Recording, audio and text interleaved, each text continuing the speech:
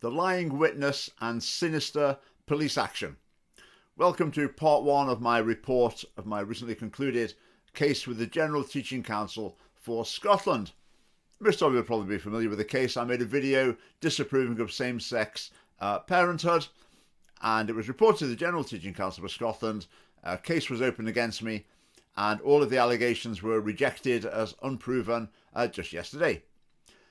But you wouldn't believe the story of the way this case developed over almost 3 years, and I'm now in a position to be able to tell that story.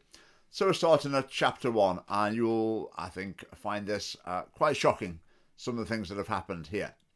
Now, I told part of the story at the Scottish Family Party conference in 2019 and put it on YouTube, and the General Teaching Council for Scotland told me to remove it because they said I shouldn't talk about it while the case is still ongoing. I wasn't sure about that, but I didn't want to give them ammunition, so I did take it down. But the case has grown arms and legs since then. The stories I talked about then have developed in some very surprising ways. So just listen to this. So this whole saga was kicked off when I made my video by a lady by the name of Adele Wood, who is in a lesbian relationship, and her son was at the school where I was working. So she watched my video, very likely I would suggest having been deliberately monitoring the Scottish Family Party's output in order to find something to be offended by, in order to be able to try to get me into trouble. But whatever. She watched the video and she reported it to the General Teaching Council of Scotland, and she gave them a signed statement in which she lied. We'll come on to that later. But she also made a complaint to the school where I was working. She complained to the Scottish Council of Independent Schools. She complained to Stonewall. She said that Stonewall said to her, "Report it to the police as a hate crime." So she did. She reported it to the police as a hate crime. Now let's see what happened as a result of that. Now, when I got the various witness statements, etc., about my case with GTCS, one of the statements was from the deputy head at the school where I worked. And in his statement, he just made passing reference to the police concern report. And I thought, what? What's he talking about? I don't know anything about that. What police concern report? So I did a Freedom of Information request to the police, basically saying I demand to see any paperwork relating to, well, me, basically, but in particular, this case.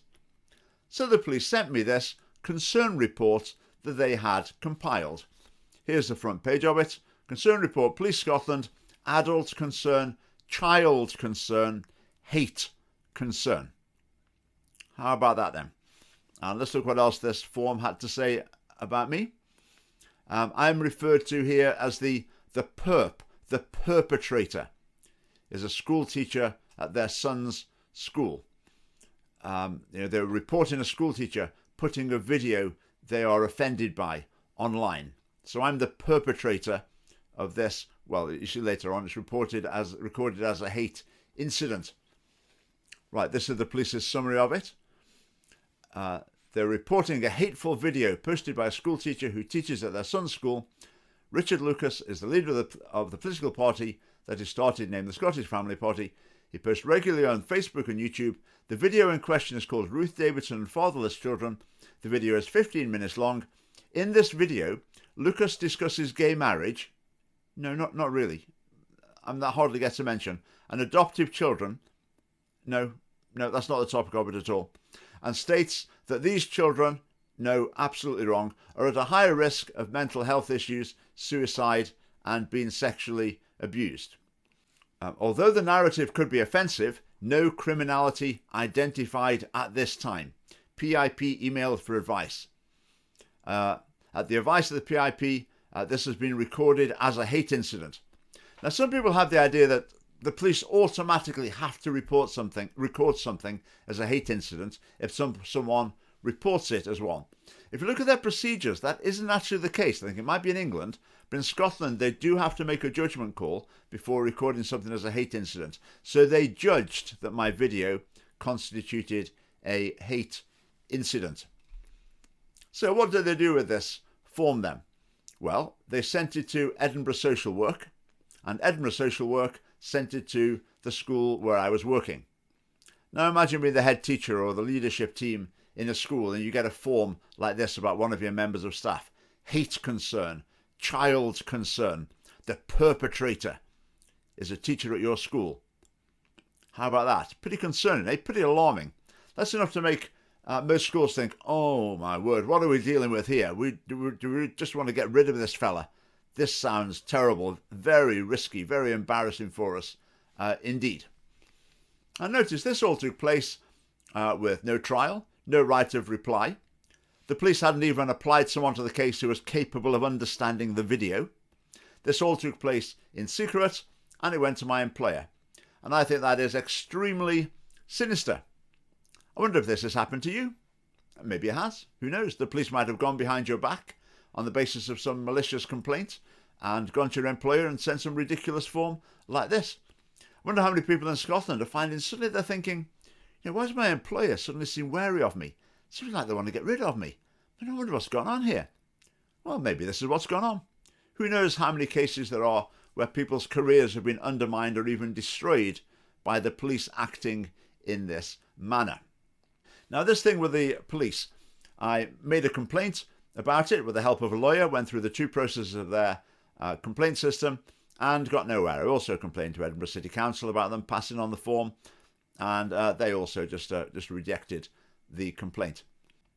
All right, that's the first thing, the hate concern form. Let's move on now to the issue of the witness Adele Wood lying in her statement.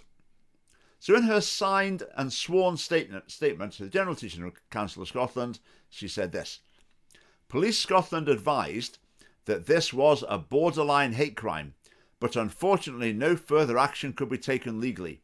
They advised that Mr. Lucas was very clever and had obviously taken legal advice on what he could air in his YouTube videos. Okay? So Adele Wood is telling the GTCS that the police officer said that to her. Now, obviously, that increases the seriousness, doesn't it? So she's not saying, I went to the police, but they said it's not a crime, or we'll investigate or whatever. She's saying to GTCS, the police thought this was very serious. It was almost a crime, but obviously he just stayed the right side of the law by taking legal advice. So basically trying to really increase the seriousness of the allegation. So when I read that in her statement, I thought, would the police really say that? And then I thought, probably. You've got some police officers there stuffed full of equality and diversity training, hate incident sensitivity training or whatever. And I thought it's quite possible that he would have said that to placate, frankly, someone from a favoured minority group. Let's put it that way. So I was pretty annoyed that the police had said that, I assumed. So I made a complaint to the police. And I said, right, police, you've got three options. You can either say, yes, that's what we think, here's our evidence and we're sticking to our guns. Or you can say, yes, we did say that, but actually we haven't got any reason to say it, so we're very sorry, we'll withdraw it. Or, option number 3, you can say she's lying. We didn't actually say that. So the police took months and months and months and months and months to deal with that, but eventually they came back with the letter that you can see on screen now.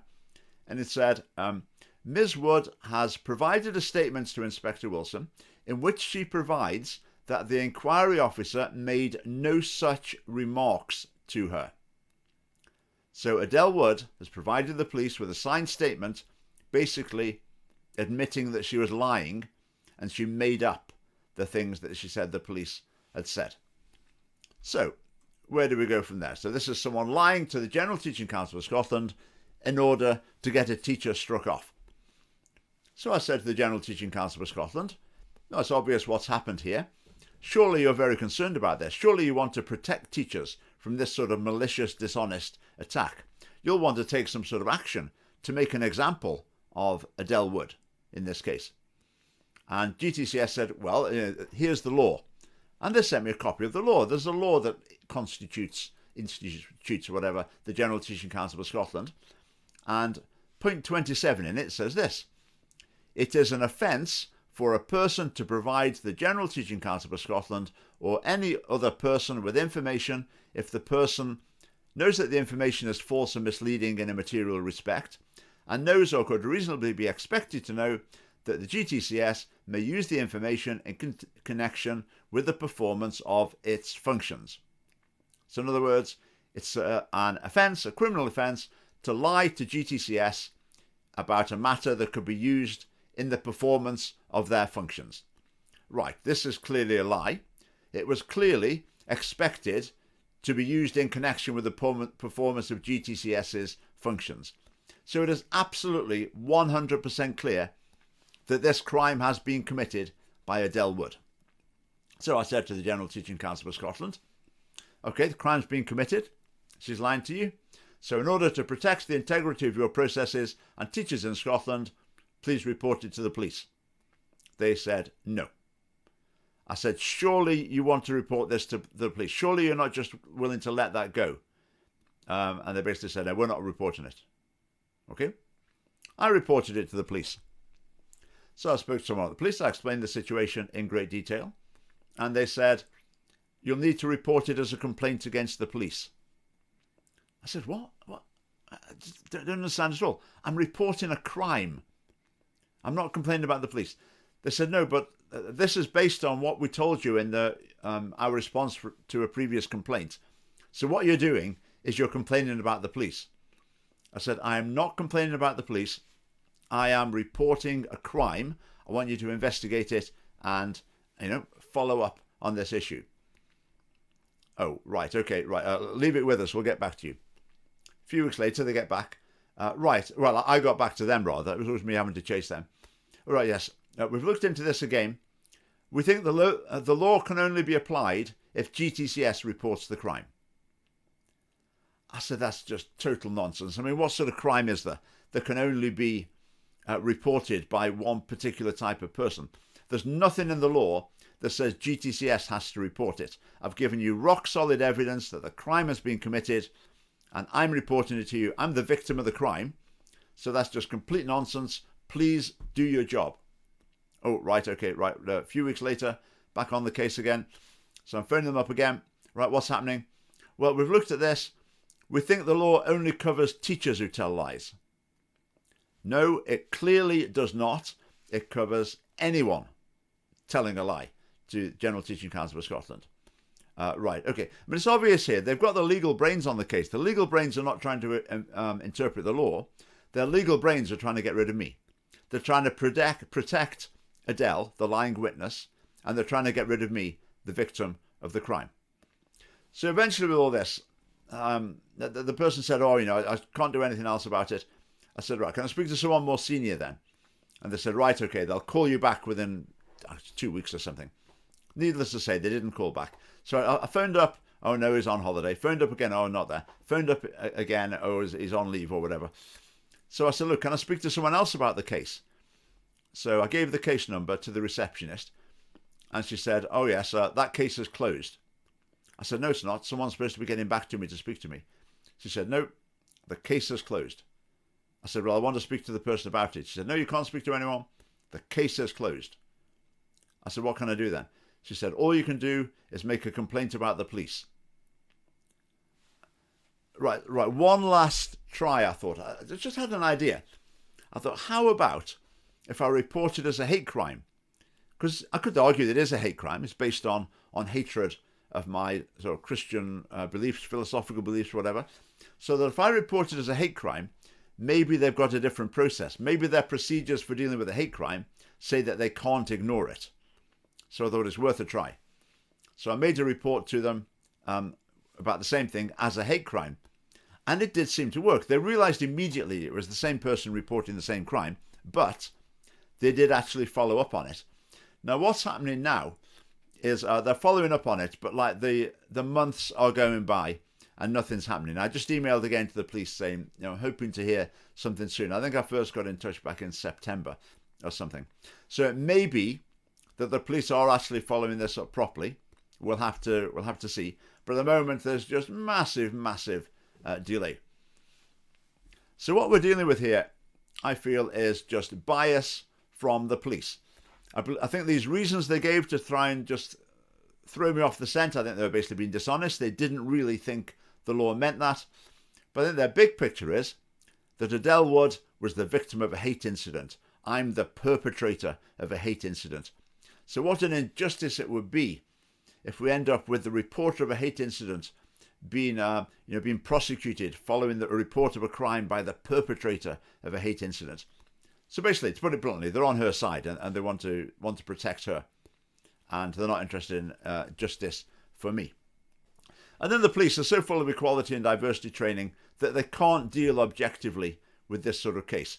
And I think the way they've dealt with me on these two issues is quite sinister, and they're clearly biased. Now, the fact that the witness lied, the initial referrer lied, should have been a reason for the General Teaching Council for Scotland to throw out my case. If you look at their procedures, it says if it comes to light that the report is malicious, then that's a reason to drop the whole case. I mean, this clearly was malicious, but they didn't drop it. They persevered for almost 3 years. Now remember, this whole sequence of events triggered by one aggressive, dishonest campaigner trying to stir up trouble for me, and the police were happy to help. Now, with regard to this lying in the witness statement, I said to the police officer, I would rather someone try to steal my car than steal my livelihood. That could potentially be, hundreds of thousands of pounds worth of income. So are they going to follow up on it and actually bring a prosecution? Well, we'll have to see. Right, there ends part one of this saga. You wouldn't believe it, would you? There's plenty more to come. So subscribe if you're not subscribed, and see you next time.